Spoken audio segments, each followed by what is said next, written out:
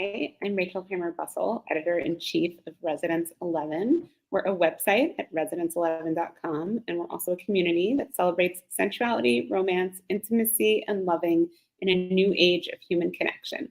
In advance of our first live event coming up very soon, Saturday, February 11th, the Residence 11 Desire Summit on Sex and Relationships, we are speaking with our guest, Kelly Reynolds. She is going to be moderating a panel on writing the modern romance novel.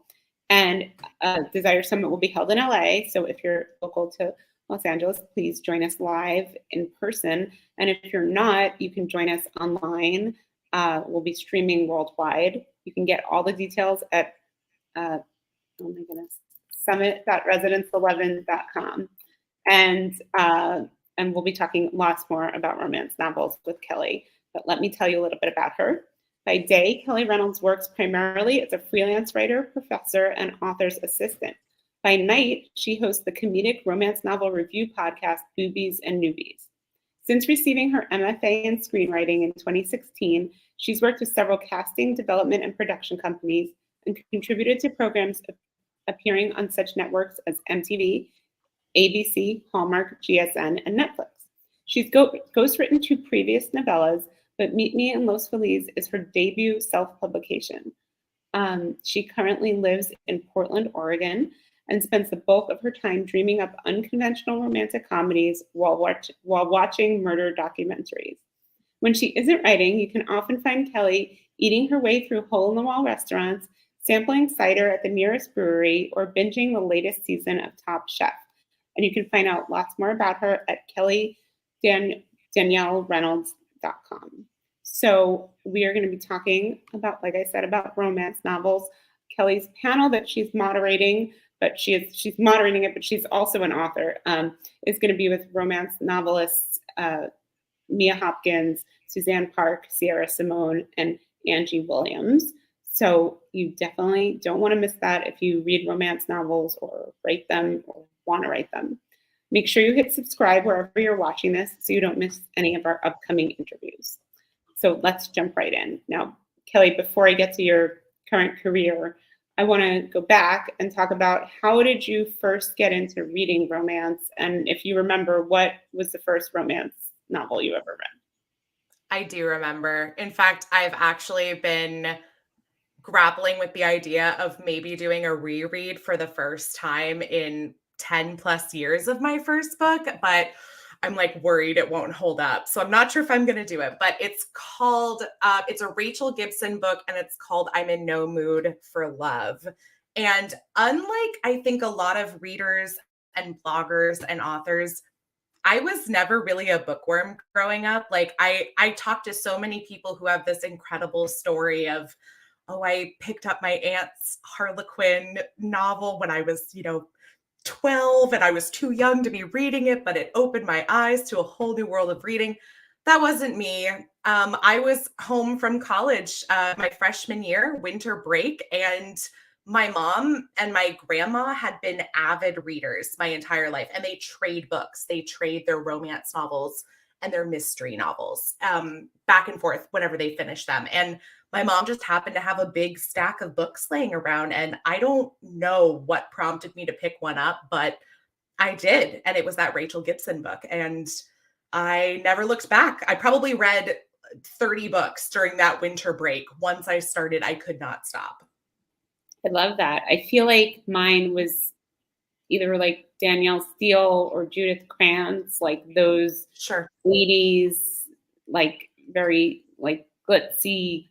I mean, they are romance, but they're a little different than like, I guess, are they found in romance or are they found in fiction? I think they're generally found in fiction, but they're romance-esque, and Danielle Steele, definitely romance, but it's interesting. I have not gone back and read them, but I definitely remember like my mom read lots of books growing up, but she did not read romance. And so I would have these stacks of Danielle Steele. And then one time I made her read one.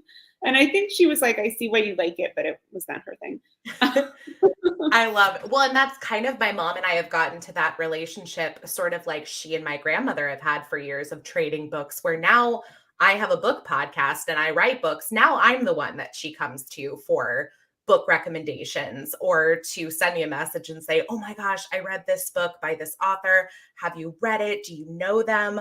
What else by them can you recommend? So, like anything, I do think romance novels and just books in general are like a great community builder. And when you find your community and you find the books and the stories that you didn't even necessarily know were missing, it definitely opens up the possibilities, because I think I just wasn't a reader growing up because I hadn't found the right stories yet for me.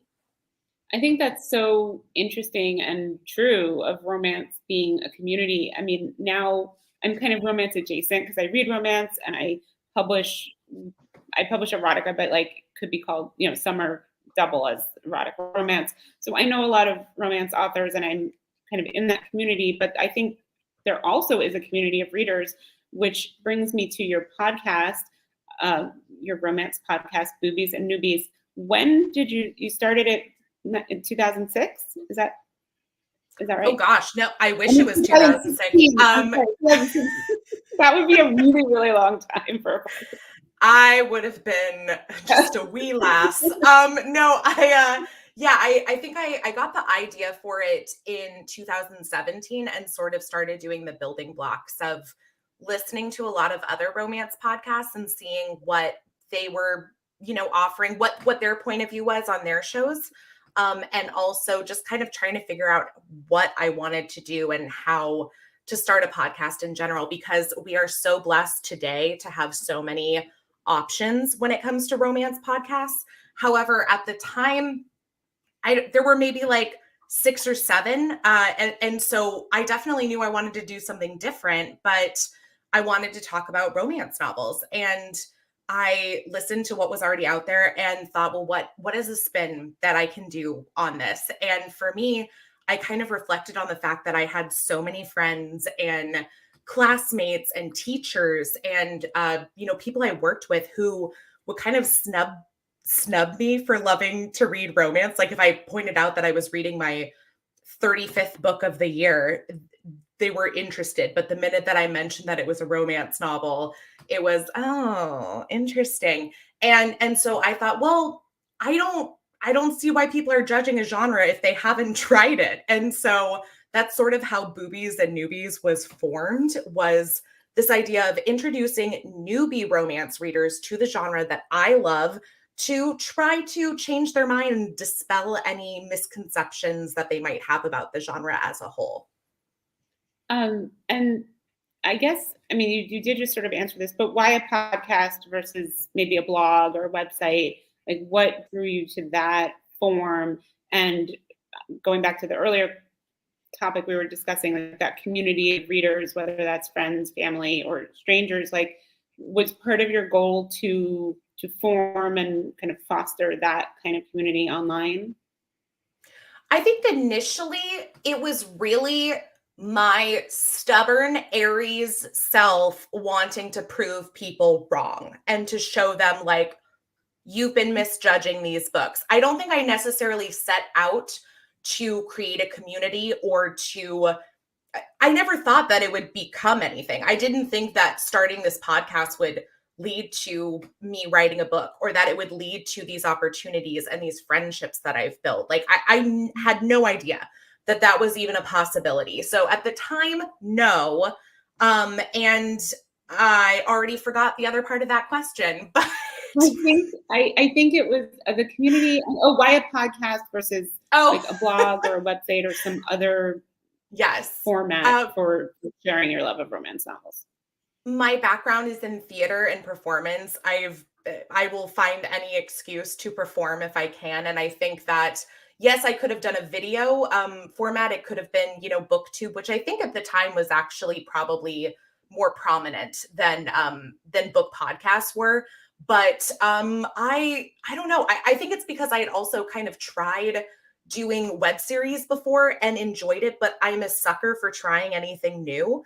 And I had recently started listening to podcasts, so they were kind of fresh in my mind, and I hadn't tried one. And I am a full believer in try everything once if it interests you. So I tried it and I loved it. I think it's a great format. I like to listen to things on the go. I'm somebody who's always on the go, and you can't do that and watch a video. So really it's selfish. It's me thinking about what I would want to consume and then creating it.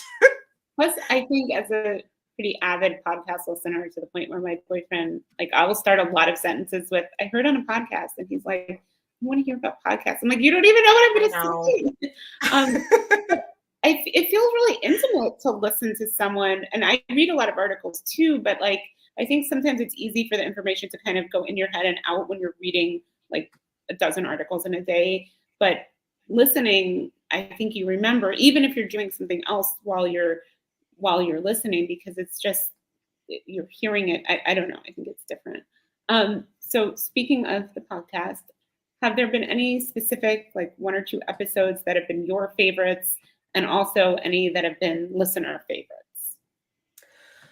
My personal favorites, I look forward to it every year. I love Christmas. I love the holiday season in general. And so I decided that, producing a few episodes every month isn't hard enough. So why not in the month of December do 12 for the 12 days of Boobsmas? Because that's the other thing, is I will tack on a boob pun to anything. When you have a podcast called Boobies and Noobies, you will find any excuse to, use the word boobs or tits in just about anything. So I kind of generally just look forward to that block of episodes in December.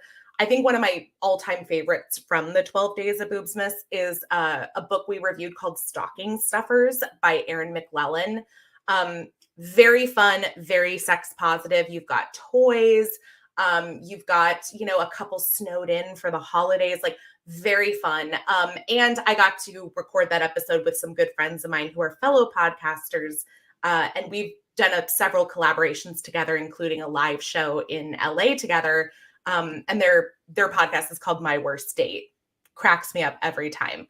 But I actually, every once in a while, I'm not that concerned with like numbers when it comes to podcast episodes. I'm not somebody who looks at the amount of downloads.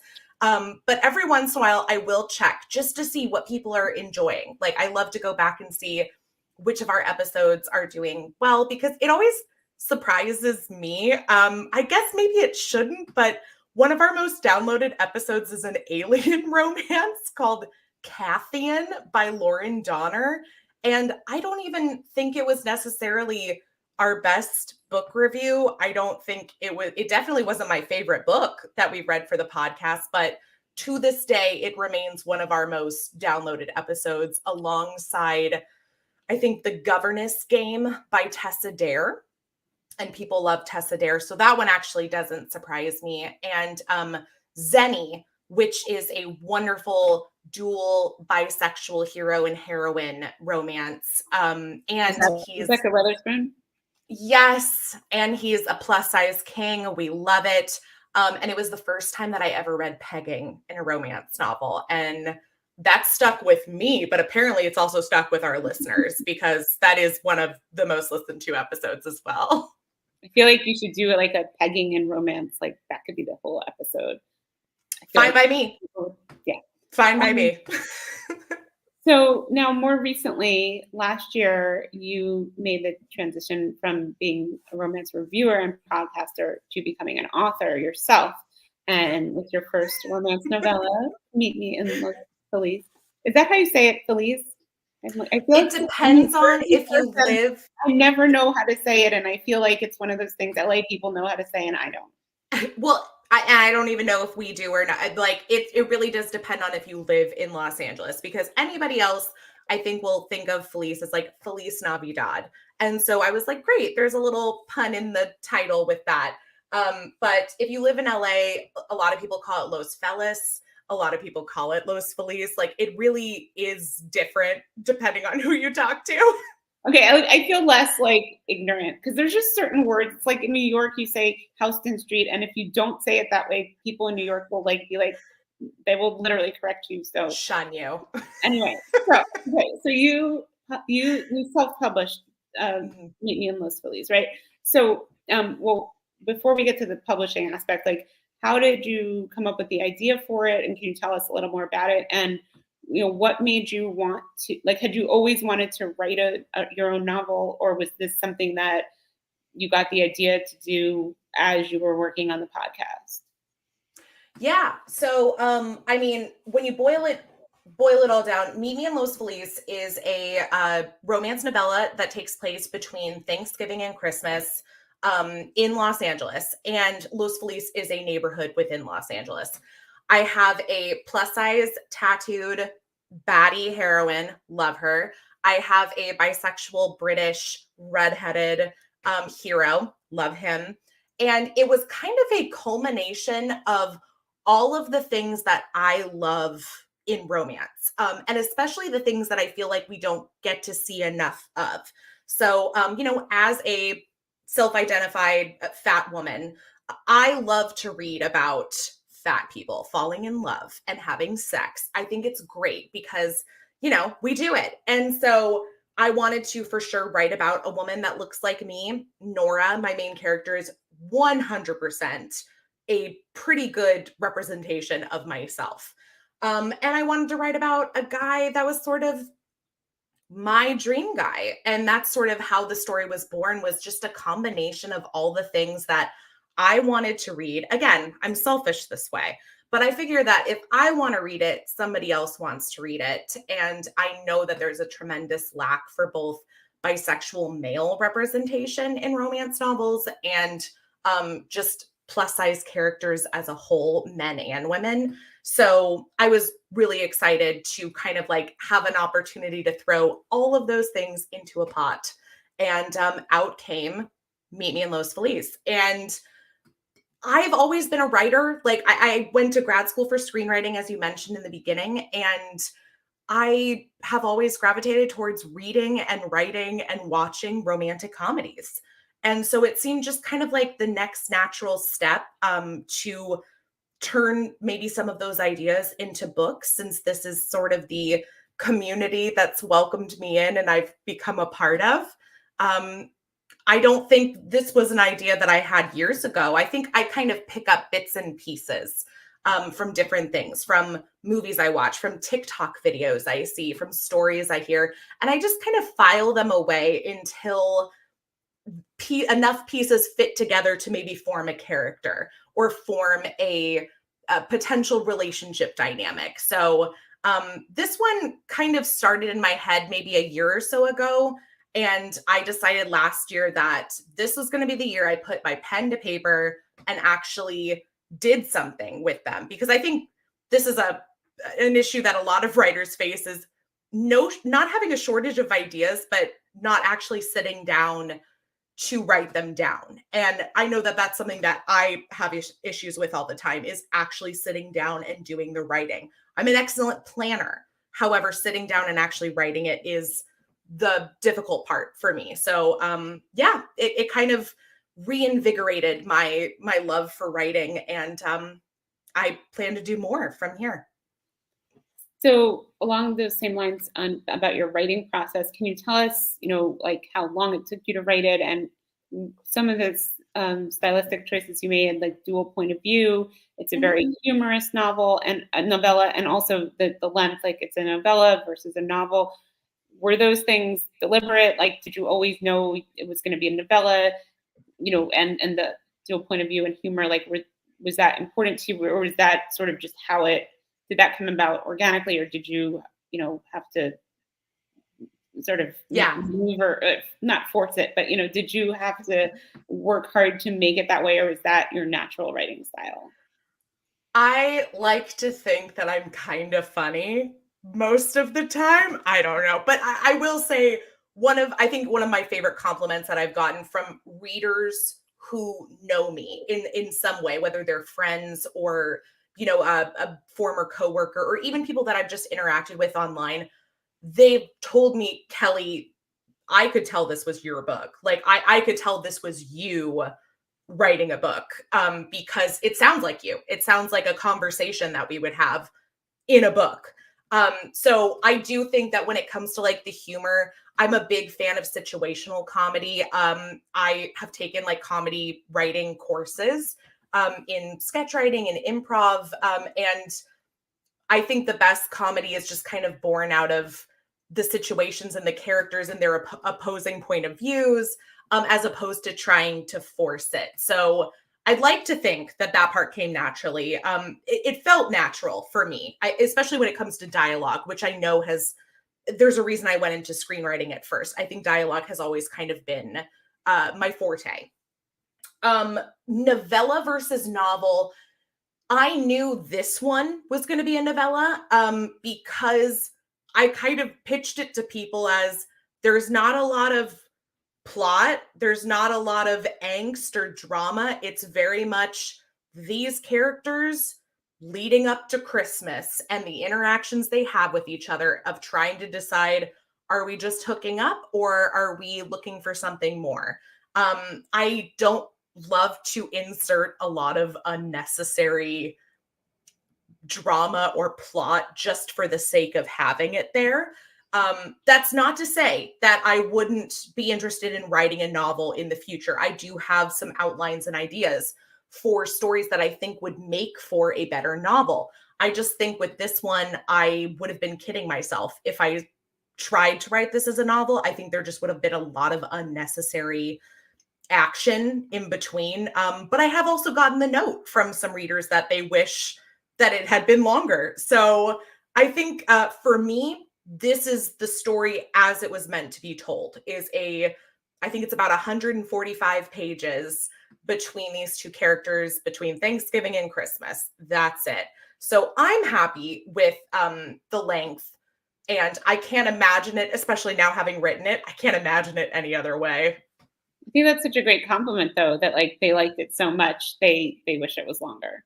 Yeah, that's my favorite review is when they knock off a star of your review and say, it would have been 5 stars if it was longer. And I just am like, backhanded compliment or like exemplar. I don't know. I will take it though, either way.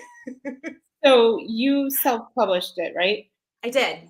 So why did you decide to go the self-publishing route? And is that something you plan to continue, or are you also interested in traditional publishing? I'm definitely interested in both. I think it fit this particular story. I also feel like we don't see a lot of novellas in general that are being traditionally published. And so kind of just knowing that it was going to be a shorter story, I sort of just erased that as even a possibility in my mind. Like maybe if I had tried to make this a novel, I could have tried to go that route. I'm also a very impatient person. I knew that this was the story that I wanted to write. I wanted people to be able to read it, and I wanted them to be able to read it now. And traditional publishing 100% has its pros and cons, just like independent publishing does. You know, when you're self-publishing, you are doing it all. You are writing, you are editing, you are finding people to edit for you. You are finding your beta readers, your ARC readers, any kind of outreach, the marketing, the publicity.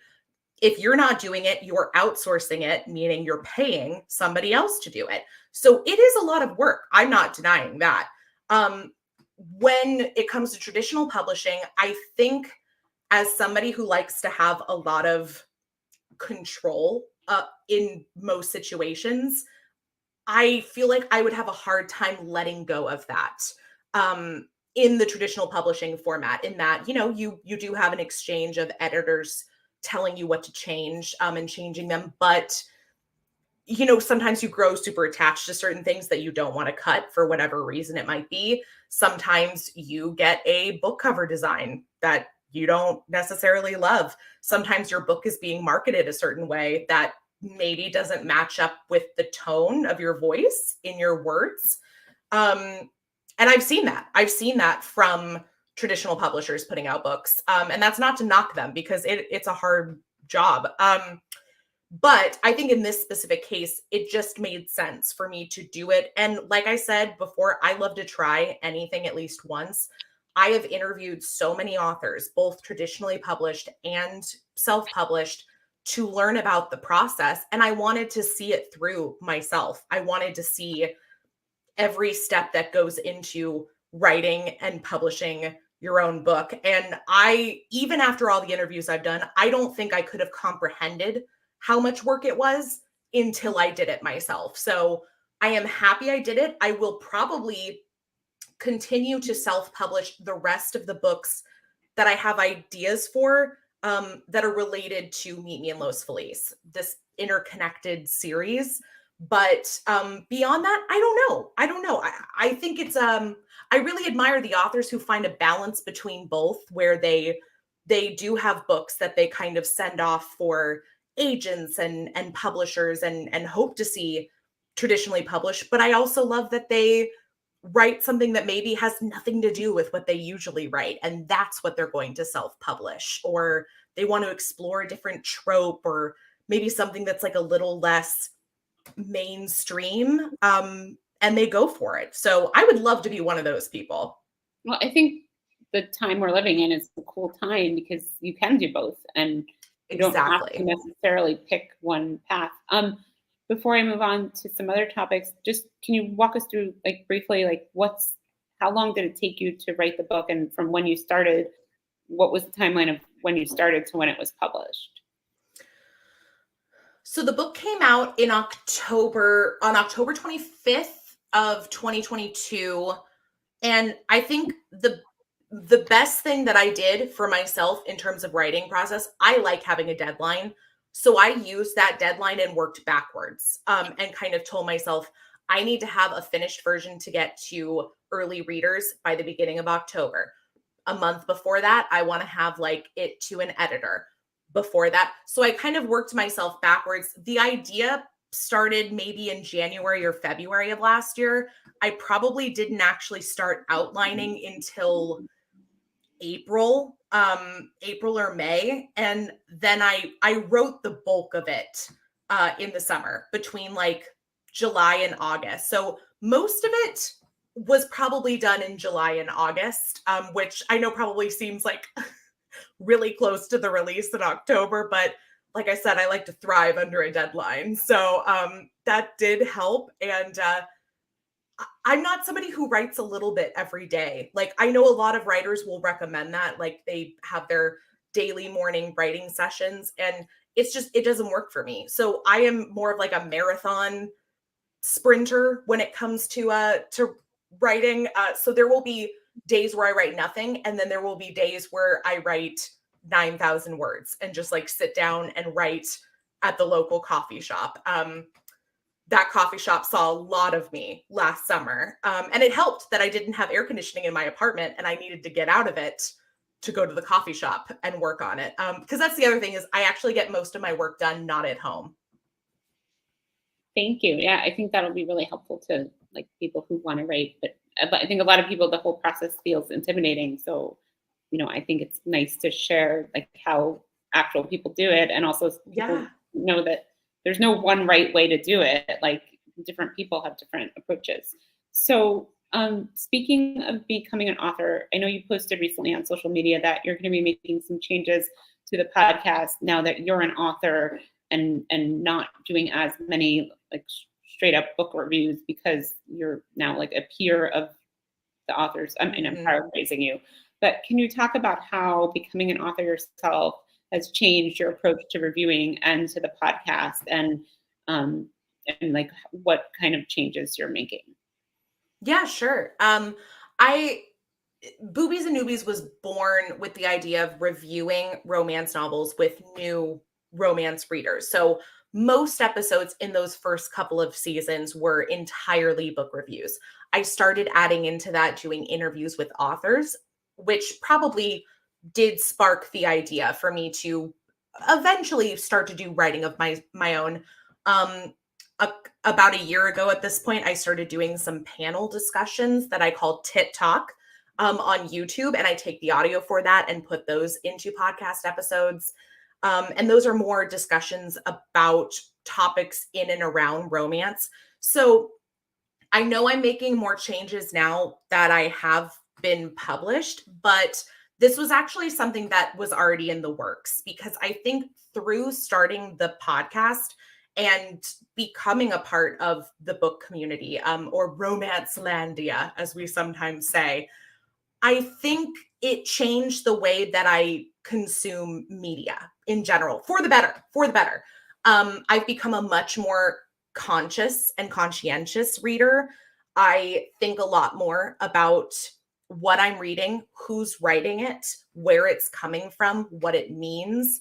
And that has kind of led to the conversations that I'm much more interested in having. That's not to say that I'm never going to review romance novels again. I still am an avid reader, first and foremost. And every time I finish a book, I do leave some kind of review, even if it's just a star rating on Amazon and Goodreads. But I am much more interested in having conversations about the genre in a critical way, because I don't think there's anything wrong with critiquing the romance genre. As an author and reader, in fact, I encourage it. I think that we have this idea that when you're being too critical or you're critiquing something that you don't like it, and that's not the case at all. I love this genre, and because of that, I think myself and other people who love the genre are the ones who offer the most insightful critique into the genre, because we can look at it and say, I love you. Yes. However, there are some areas of things that we need to work on.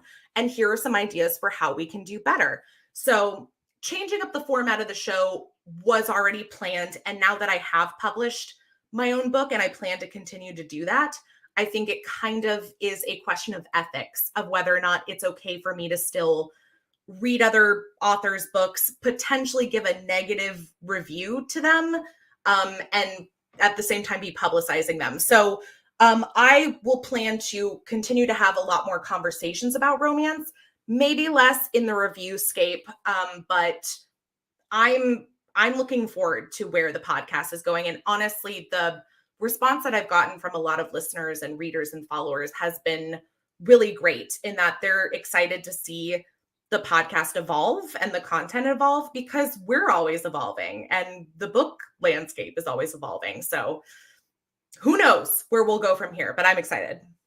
That's awesome. So on February 11th, you are moderating the Desire Summit panel on writing the modern romance novel with Mia Hopkins, Suzanne Park, Sarah Simone, and Angie Williams, who all write different types of romance novels. I'm wondering if you can share any general thoughts about what are some of the biggest trends you've seen in romance in the last 5 years? And I know that's a kind of broad question because romance is so huge in and of itself, but since you read so widely and cover it so often, what trends do you think have been big, and maybe one or two that you think are going to be big? I think what I'm really loving about romance right now is we're focusing less on perfection in terms of the characters. I think we kind of have this, especially, and that's not just, it's not to say that all readers of romance are women, because they're not, and women are not the only ones writing romance. However, women do account for a large demographic, and I think we've been placing these unrealistic expectations on female characters in our books for a very long time. And I'm happy to see that we're starting to get away from that. We're starting to lean more into women who are not necessarily 22-year-old CEOs and Instagram influencers who wear a size 2. And we're starting to lean more towards, women who are plus size, women who aren't perfect, women who are a little bit messy. I was going to say, like, hot messes. Yes, I think we use the term messy heroine or unlikable heroine a lot, which I think is just personally uncalled for, because I'm like, what's unlikable about her being a 32-year-old dog walker? What about that's unlikable? Like, is it unlikable because it doesn't live up to specific standards that society has set that we are now expecting to see in our books fulfilled? Like, I don't get it. I've never understood that. But at the same time, I love that a lot of authors are saying, no, I don't want to write those perfect stories with perfect characters. I want to write women taking charge of their own lives. I like that we're also seeing a lot less we do still have a lot of alpha heroes, but we're leaning less towards alpha heroes or like alpha holes. Let's just call them what they are, assholes, and more into this like cinnamon roll gooey man who has feelings and emotions and maybe a little anxiety, and he goes to therapy, and that's hot. Like, I love that. And so I love that that's what we're heading towards is, and maybe people, I know that there are people who don't want that, who don't want to have these like realistic ideas of these characters, who just want it to all be fantasy where everything is great and perfect all the time. That's not me. And, you know, I have enough people who follow me and have read my book and listen to the things I say on the podcast to know that that's not something that works for everyone. And it's not to say you can't still have those stories. If you want to read about a super dominant alpha man who's a bit of a jerk, but, you know, has good sex, you can still do that. Just because some authors are writing something different doesn't mean that those are gone. We're just widening the opportunities and widening the types of stories and the amount of stories and the different types of characters that there are. And I just hope that that continues forward, because that is in one way how I think romance is a very progressive genre. It's not progressive in everything. However, I do think that that is something that kind of sets romance aside from a lot of other genres. I think that's, I also, I agree with that. And also sometimes people say romance, which, I mean, romance is huge. It's the most popular genre. There's like, I don't know the statistics. I'm not going to say like dozens or hundreds or whatever, but there's so many books published every year. It's more than dozens, obviously, but like it's a multi-billion dollar a year industry. Not one thing. There's so many subgenres and options that like there's room. And also romance readers are such avid readers. Like they will read, you know, some people are reading a book a day or a book every other day. Like there's room for, I just think, so many types of books. So I'm going to kind of go back to your transition from, you know, reader to author and see if you have any advice for someone who, like you, is a romance fan and wants to write a romance or thinks they want to. Like, what advice would you give them on how to get started and, you know, go about making that actually happen? I mean, really, it all comes down to you just have to write. And honestly, this is the thing that I still have issues with, is actually sitting down and writing. I could plan out the social media content for a book that I haven't released that's 6 months away from release without writing a page of the book. So it's so important to just sit down and actually write it. And I think we tend to have a bad habits, especially as women, of like comparing ourselves to other people and comparing our journeys, both professionally and personally, and with our romantic relationships. And you can't do that when it comes to art as a whole, because we're all different. We all have our own journeys. We all have our own challenges. We're not necessarily gifted with having a certain amount of free time at the same time every single day.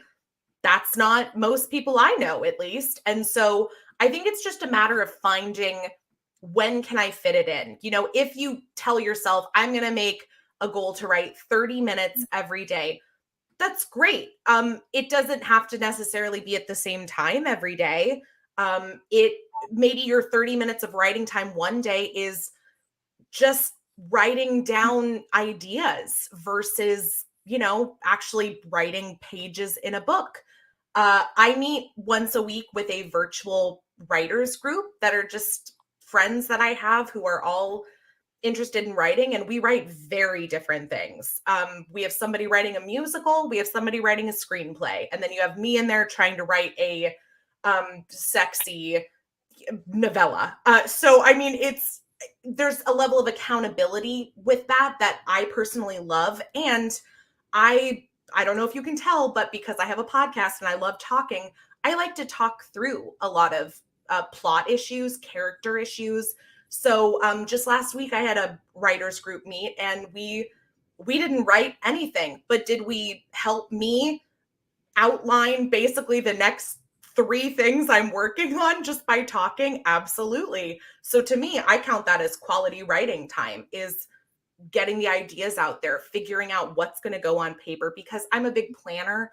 I know some people like to jump right into writing. And if that works for you, do it. Write it out. Maybe it'll be garbage, the first draft. Maybe it's just going to be words on a page. Just keep going. Don't stop, because that's the other thing that trips me up, is wanting to go back and make it perfect the first time around. It's not going to be. It's not going to be. Like, and you're talking to somebody who considers themselves a perfectionist. Like, it's not going to be perfect. So just write it down. Surround yourself with people who are going to be encouraging. And, maybe also if they're pursuing writing, that does help to have some sort of community of people who are relatively on the same level in terms of your writing journeys. And, just keep following other writers and listen to other podcasts about writing and books, and talk to other authors. A lot of authors and bloggers and whoever will be more than happy to entertain questions if you just reach out. And there's no harm in just reaching out to ask. That all makes sense. And I was going to say, like, those 30 minutes also could be broken up, like 15 and 15, or even 10, 10 and 10. If you, if that's how your time is, but also different people have different like ways their creative energy works. And some people like write in short bursts, but can write like a lot really fast. So if that's you, do a 20-minute or 15-minute sprint, and you could write a scene or whatever it is that you're trying to write, or get it out of your head. And that could be more productive than maybe sitting there for 2 hours, forcing yourself to, say, I have to be here for this amount of time. Yeah, I think the same thing too applies to if you're at a point in your story where it's just, you just don't know how to move forward, but you can envision something later in the story. Go write that. And then eventually like piece them back together like a puzzle. Like, don't feel like you have to write chronologically, everything in order as it's going to go, because some things will change. Like, they will change no matter how good it is the first time around.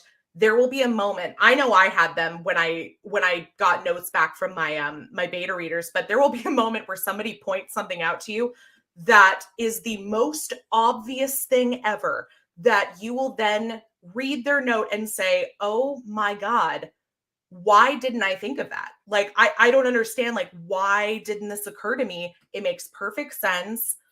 I agree with everything you're saying. And it's just because you grow so close to what you're doing, and you reread it over and over and over again, that you need that fresh set of eyes. You need somebody else's, take and opinions, and diversifying the people around you to give you those opinions even better. That makes sense. So wrapping up, I have 2 final questions. One is, can you recommend a few romances, like 2 or 3, for people who are new to romance? And you alluded to it, but can you tell us what you're working on next? Yeah, for sure. God, I'm always terrible when I'm asked to like recommend books, because of course I do it online and on the podcast all the time. But when I have to say it out loud, for some reason, it's always very hard for me. I will say, if you want to read more fantastic plus size representation, literally anything by Olivia Dade. She writes almost actually, now that I think about it, I think every heroine I've ever read from her has been a plus size woman. And they're books about like fat joy too. Like, it's never about losing weight. It's never about being insecure because of your size. She's also written some plus size men in her books, which I think is fantastic. I actually think there's a tremendous lack of plus size men in romance novels. Her latest book is called Shipwrecked, which is great. And both characters are plus size in that book. But she has a backlist of both independently published and traditionally published books that are fantastic. Beyond that, there's so many. Talia Hibbert has a wonderful series called the Brown Sisters series. And she is writing very real characters who grapple with mental health, who most of which are usually plus size women She writes, most of her heroines are BIPOC heroines. Her books just make me smile, but they also make you think, which I like. And then the last one I will say is Kennedy Ryan, who, if you want to cry, you read Kennedy Ryan. And specifically her book Real, which I'm a sucker for any stories that are about Hollywood, fictional or non-fictional. Like, I love it. So when she wrote Real, and I know that there's another book coming out in the series soon, but oh my gosh, I don't think I've ever felt so many emotions while reading a book. And there's funny parts too, but it's just so beautiful. It's one of those books I sat down and read cover to cover without stopping. Like, I had to finish the book. So I will recommend that book to anybody. I've only read one of hers, like Queen Move. Is that hers? Is that also fantastic, and also makes you feel things. That's the only one I've read. I loved it. And I sometimes, like, I'm torn between, like, do I go and read all the authors' backlist, or do I read another new to me author?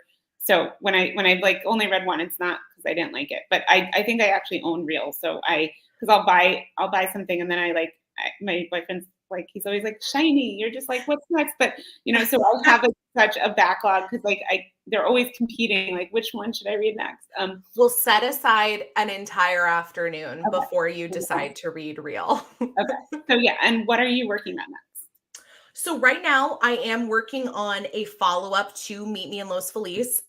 If you've read it, you'll know that there's two characters I set up in this book who, was it my intention to originally write a follow-up to this book? No. But then while writing, I realized, oh my gosh, I've set up this man, I've set up this woman. I already know as a romance reader that everyone is going to look at them and say, great, they get a book next, right? So about halfway through writing it, I decided that yes, I was going to write a book. That will come out. It will be another holiday novella that will come out in October. Title to be determined. I'm still throwing around some ideas with that. And I'm also contributing to the Queer and Cute anthology this summer, which is a anthology full of stories from romance authors that are all queer meet cute stories. And thankfully, thanks to my writers group, I did find a way to tie in the story that I'm writing into the Meet Me in Los Feliz Holidays in LA series. So there will be a couple characters who have their queer meet cute in my short story that you will see pop up again in future books in this series. Very cool. Thank you. I'm looking forward to reading both of those. Everyone, check out Kelly. You can find her on Instagram, author Kelly Ray, R-E-Y, and then also at Boobies Podcast on Instagram. And you can find out more about her at kellydaniellereynolds.com. And please come either to LA or watch the live stream on February 11th at Desire Summit to hear Kelly moderate our Writing the Modern Romance Novel panel. You can get tickets and find out more at summit.residence11.com. Thank you, Kelly. Thank you.